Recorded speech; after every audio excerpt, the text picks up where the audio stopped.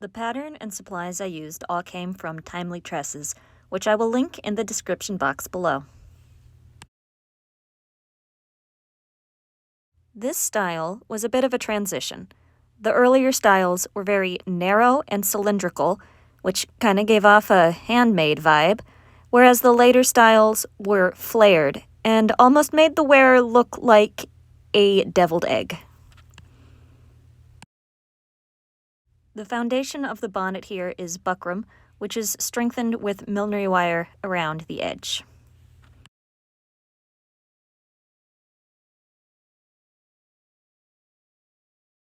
The edges are also bound to soften the wire edge.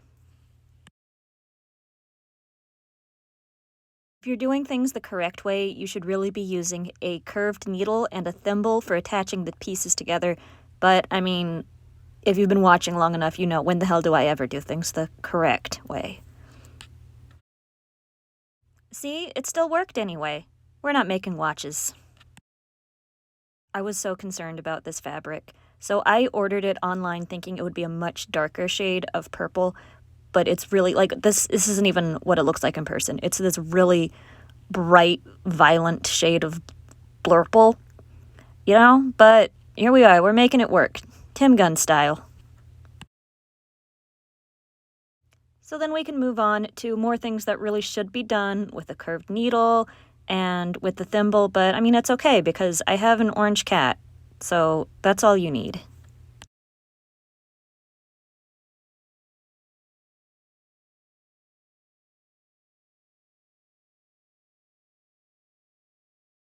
So after the stupid orange cat went off somewhere, probably to get trapped in the closet, get stuck in a trash can, get a cup stuck on his head, you know, orange cat things, I moved on to the step that feels a bit more like upholstering a piece of furniture rather than making a piece of clothing.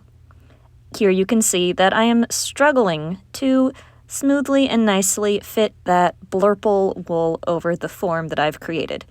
What I didn't include here was all of the times I had to redo and redo and redo to get it to lay just right on there.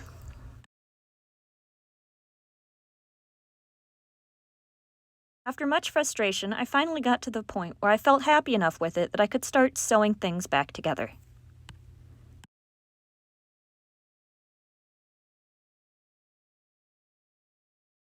And at that point, I ended up with something that was starting to resemble an actual bonnet.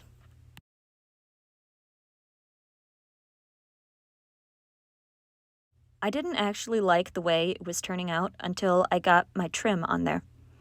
That dark ribbon really broke up all of the bright purple and made it a lot less jarring to look at. Which was pretty essential since the ribbon I used for the ties was really, really loud. See, here's the thing, the Mid-Victorian era really loved big, bold, loud plaid like that. The last part for the exterior is a little curtain frill across the back of the neck.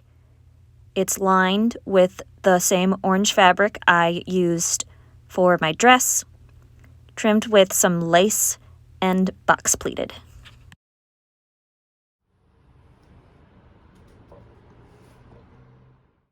And onto the inside.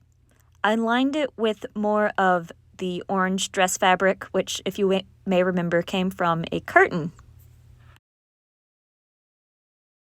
And I used some lace that I gathered up to make an interior frill.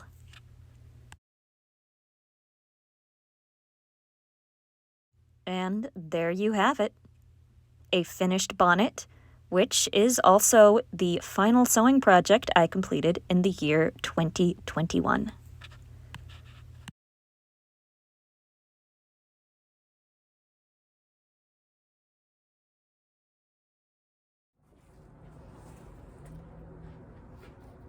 It's done. So I'm actually really relieved, hello, that it turned out looking kind of cute because I didn't know how this weird, I guess, blurple color was going to actually look. So this is it. This is the conclusion of the project I've been working on since April. If you'd like to see more of my 1850s sewing, you can check it out by clicking over here and somewhere. And that's all for this one.